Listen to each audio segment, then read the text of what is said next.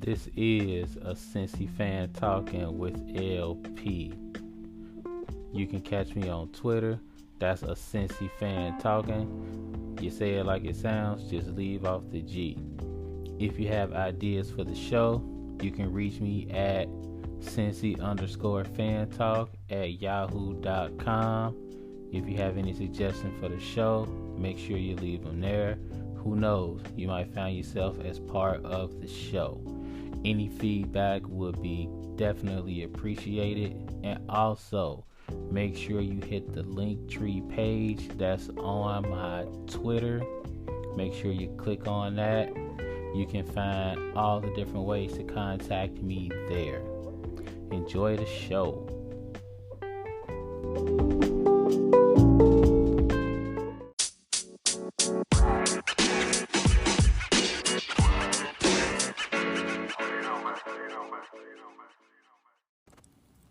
What's up? What's going on, podcast fans? All the homies out there, what's going on, y'all?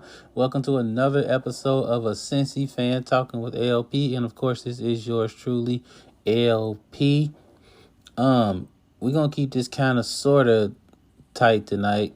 It's been a busy week, y'all. School and school. Dropping the kids out, picking them up, getting everything ready for the next day. I mean, that's really the best part about adulting. I really think it's the hardest part, y'all. You do everything successful in a day, you get it all done, and you get the grand prize. You get to do it again the next day. That's the hardest part about being an adult. There's no like super duper big gift at the end of the rainbow until you really understand what's at the end of the rainbow, y'all. Like, you see your kids all straight, you kind of see yourself building up and everything, and that's kind of the end of the rainbow. You can't really see it grinding from Monday to Friday, and then from Monday to Friday, but when you kind of look back a few years from now, you'll be like, damn, it's all worth it, like it's all good. But I'll bust out the philosophy stuff a little later. This episode is like that song, second verse, same as the first. Like that's what this is. You're gonna hear a lot of the same stuff you heard from last week, as far as the Bengals are concerned, because the Bengals lost the exact same way. Let me paint you a picture of the past couple weeks in the LP household. You get all gassed up, you throw on your Bengals gear. All of the kids got on the Bengals gear. Wifey got on the Bengals gear. You get amped up, you get ready to watch the Bengals play. And it's like real flatline activity for the first 2.5 quarters. That's basically what it is. Like, the game start at 1 or the game start at 4:30.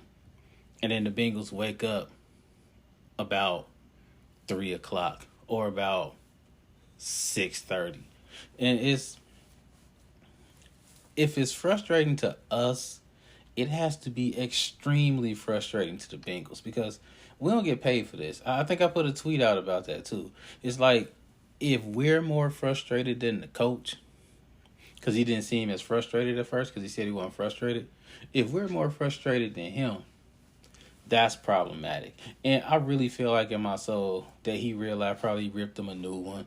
Like, look, man, we can't keep coming out flat. We can't depend on the defense to pick us up for so long, because, they get tired. You human beings out here, right? You play as hard as you can. You get the ball back for the offense. The offense is supposed to ball out this year. And the offensive line looks like it did last year. It looked like a sieve, man.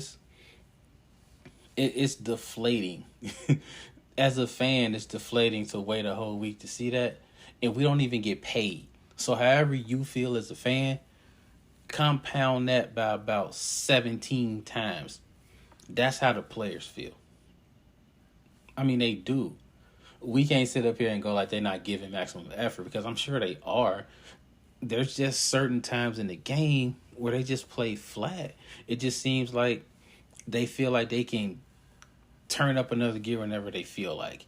And real talk, That's the definition of a Super Bowl hangover. That's what it is. And I know a lot of people don't want to say it. I know a lot of people are like, nah, man, it ain't that. It happens, man. It's the cost of doing business. You succeed at the almost the highest level you possibly can. You hit one of your super huge goals. Even you as a person out there, you feel me? You hit the goal that you set for yourself. You're gonna come out flat the next couple days at work. You're gonna come out flat at home because you did what you wanted to do. It's kind of like you gotta recalibrate. You gotta set more goals. If you almost hit that goal, it's like you have to figure out what to do to get to the next step. And that's hard, man. Like, that's difficult. I mean, Super Bowl hangover is real. I mean, that's a life hangover, man. That stuff is real. It happens. It happens to you. It happens to me. It happens on the job. It happens at home. And the thing about the Bengals is they have the pieces to get it done. I mean, they're 0-2, and we're not tripping at all because we see how they're losing. They kick up that gear right when you think they can't. I cannot count how many times I was like, you know what? It's time to turn the channel. I don't even want to see this. I know how it's going to go. I mean, they're down 10-0, 14-0. No offensive spark in sight. The defense looks like they about to give it up. They about to sail. Like, and all of a sudden, you see it taking a turn. You see them riding the ship, and all of a sudden, the offense kick it into gear. And it's like we're about to do it. We about to win a game that we shouldn't win. We really about to pull this out. And then some wild shit happened.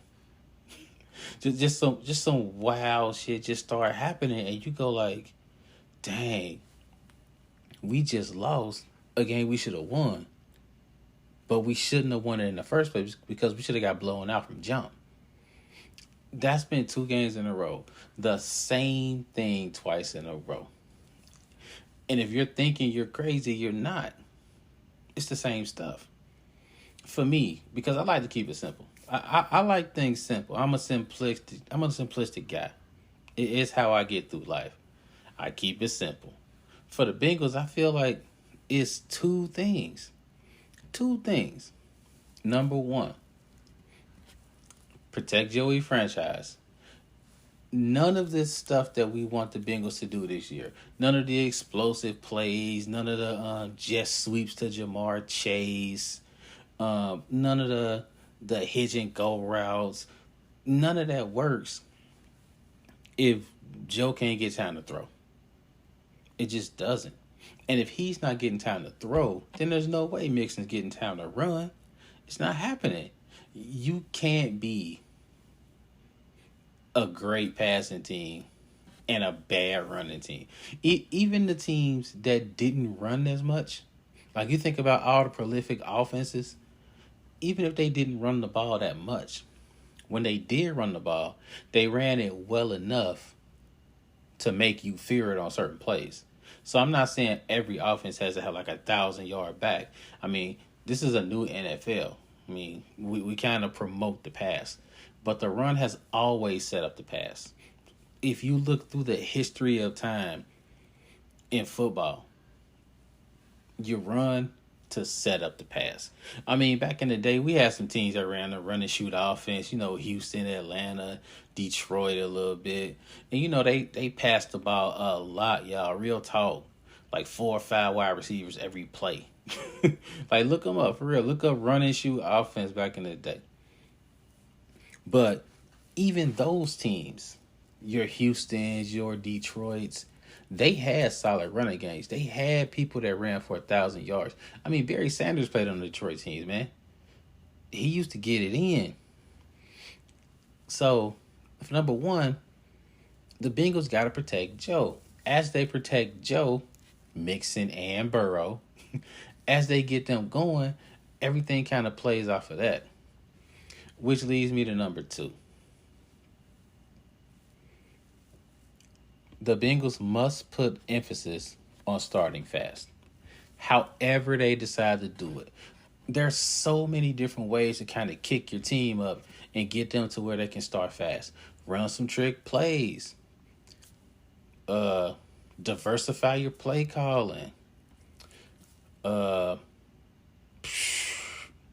run pass. Like, kind of switch it up to where you're letting the fellas know, like, look, we got to start fast. So I'm putting in a different play set from what we're used to because we got to get the ball down the field.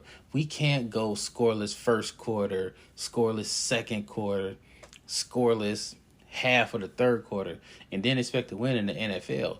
As we've learned, if you do that, it doesn't matter who you're playing. They're going to beat you. Because I feel like the Bengals have been better than both of the teams they played.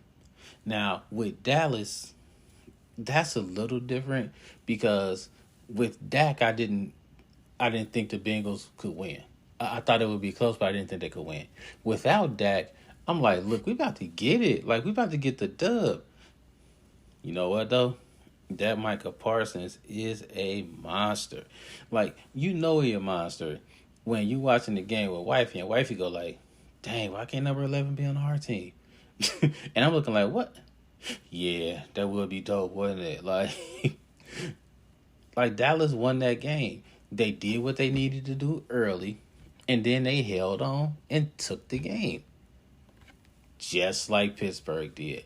And people are going to start figuring out, like, look, hop on the Bengals early, fight that wave at the end, and then come out on top. So the Bengals got to start fast, man. And I say whatever they got to do.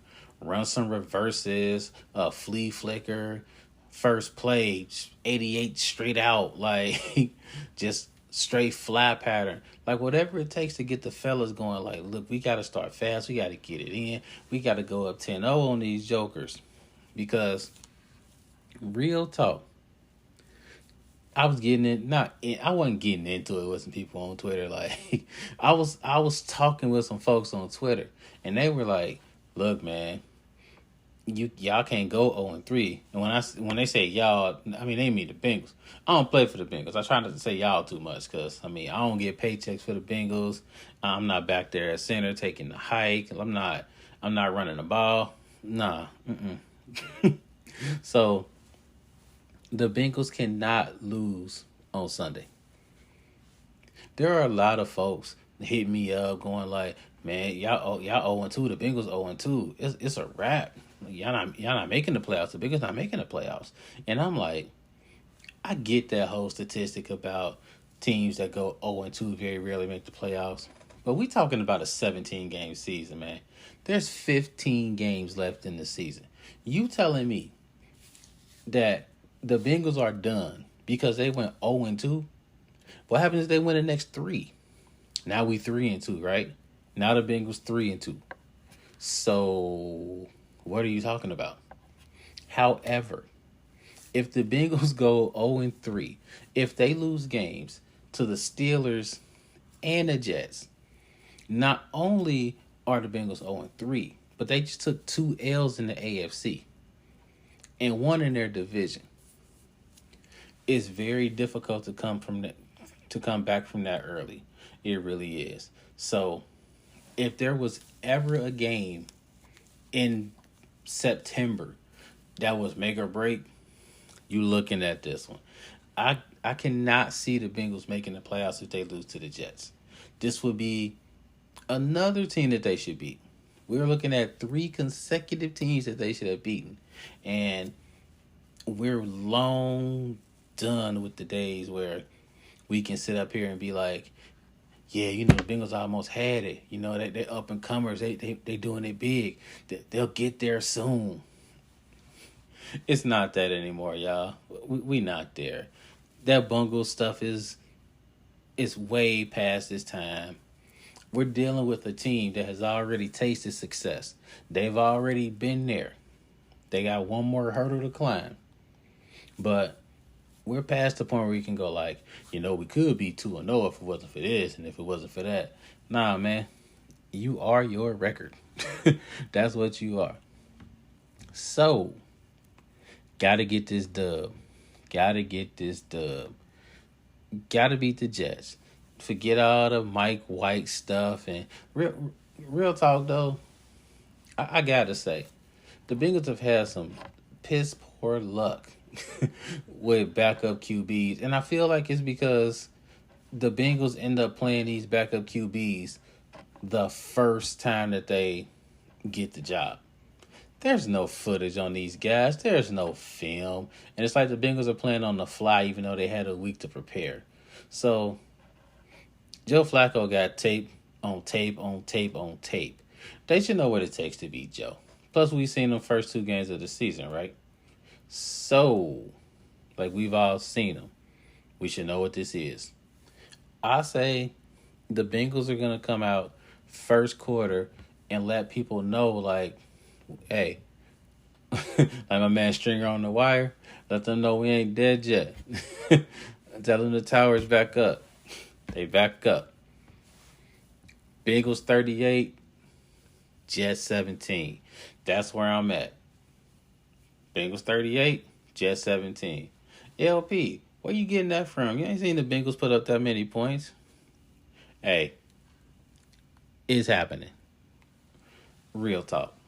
So, make sure you check it out. You'll hear the lowdown from me about how I felt about it afterwards. But I'm telling you, man, they go 0-3. And especially if they lose the same way they lost the first 2, you're going to see some people jumping off the boat. Me, myself, it won't be me. If I was going to jump off the boat, I'd have jumped off 94, 95. Like, in the dark ages of Bengals times. I'd have jumped off then. I'm still here, so... But I got the Bengals over the Jets, man. We're going to see how it play out. Like I said, I'm going to keep this tight, man. I'm going to go ahead and roll out. But before I go, if you get a chance, if you want to stroll through Twitter and see the New York Undercover BET folks chopping it up and just talking straight reckless about what we watching, make sure y'all follow through, man. It's a good time, man. Like it's really a good time. We sit there and just talk all types of mess about what we seeing, and these 2 episodes coming on tonight. First one at 9, second one at 10. Unless it bleed over to 9, 10 or whatever, because they show that dumbass Celebrity Family Feud mess. I don't know. These are the last 2 episodes of season 3 of New York Undercover. Here's why that's significant. Now, spoilers here involved. If you can spoil a show that last dropped in 98, like if you can really spoil that show, spoilers. So if you don't want to know what happens in the last 2 episodes, if you don't know already, then just go ahead and skip to the part where you hear me say life is good, and then you get the socials. Just skip to that part. But these last 2 episodes, we consecutively see, like we really see these things happen in order. You watch Torres think about getting the ring, Torres finally getting the engagement ring, giving it to Nina, boom, we blow up in a car. And then the gentrification part of the show ends when McNamara gets killed too. What the hell were they thinking when they did that?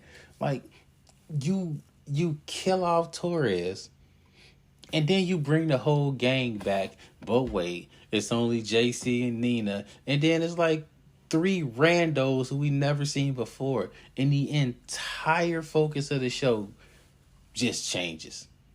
There's no music in the show for real now. There's really no element of what it was in the first 3 seasons. Let me keep it 100 with y'all. It's trash. There's 1 episode worth watching all of season 4, and the rest is like real life rando moments. And then the kicker, the absolute. Give me a moment. One moment. I gotta breathe through this. Woosah. Because every time I think about it, it pisses me off. JC and Nina sleep together. JC and Moreno. What the hell? In what world does that happen? JC and Torres were like partners. Literally partners. They had a scene in season 1 where they were kind of going through it. One of them didn't trust the other one. and JC's getting his head like shaved. He's getting like a shave or whatever. And he looks up and he see Torres standing over him with the blade. And he's like, "We gonna find out if you trust your partner or not." And he gives him a shave. Like, that's a real key moment. You see the bond between these two. Like, you see just how tight they are. It was real life, like a marriage. Like, sometimes I do stuff and my wife gets absolutely pissed off. She look at me like, "Dude, what the hell is wrong with you? Like, this is the forever stuff that you're gonna do, LP? Like, really? This is what you own? I gotta put up this for life?" But at some point we look at each other and go like, what we fighting over is dumb. This is stupid. So we make up and it's all good. That's what like a cop partnership is like. That's what I learned from New York Undercover. I learned how important a cop relationship with their partner is. I didn't know this stuff as a kid. I'm looking like, dang, they real life tight. Like, they tight. They don't make moves without each other. I'm like, that's real stuff. And as a man, as a black man, like, you didn't see stuff like that on television. Like, you really didn't.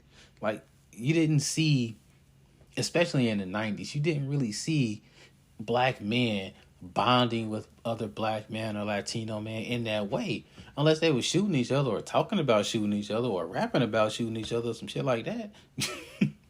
But it was like a real life, you my dog, I'm your dog, we gonna ride together. I would literally jump in front of a bullet for you, my guy. Like, I got you. And then they mess all of that up by having JC sleep with Moreno. Come on, man. I rank that as one of my top 5 jump the shark moments. That and the car blowing up at the end of season 3. I'm like, what are you thinking? And whoo, there are very few TV moments that get me as riled up as that. Like, even the wife, she goes like, "Dude, like, I'm mad with you." Like, so we'll be watching this as like a New York Undercover BET click. Like, we just kind of watch this and just kind of tweet back and forth and all that. And if I do end up watching season 4, it'll be to see my main man Tommy Ford, rest in peace Tommy Ford, because he had like a big role in this New York Undercover season 4, which is the only saving grace of the show, real talk. To watch the one really good episode, which of course has Tommy Ford in it, and to chop it up with all the remaining homies while we just simply eviscerate all of season 4. I mean, real talk. But that's really the saving grace. So, hey, if any of the New York Undercover BET homies watching this, man, stay strong. I'll try to be up in there for as many episodes as I can. We'll all be distracted. like real talk. We won't be paying attention to it unless we see stuff to laugh about or to laugh at. I just don't see me looking at season 4 and going like, dang, this was actually good. I don't even remember how good it was. It's not gonna happen. It's just bad. Whew. Appreciate y'all letting me get that out. I feel better. Hey, but that's where I'm gonna be at on Fridays. If you get the urge, follow through. You know, we on Twitter doing it big on Friday nights. So, like I said, I'm gonna keep this tight. I don't know, it's 23 minutes tight. Hey, it's tight up in here, right? Hey, man, we're gonna go ahead and ride out. Man, y'all make sure y'all have a safe rest of the week. Go Bengals. Let's get this dub. R.I.P. Torres. R.I.P. Mac. Okay. R.I.P. McNamara. And man, we out. Y'all be safe. Y'all stay strong and make sure y'all doing what y'all can to make it through the rest of the week and to get to the next week so you can hear your boy. Life is good, y'all. Peace out.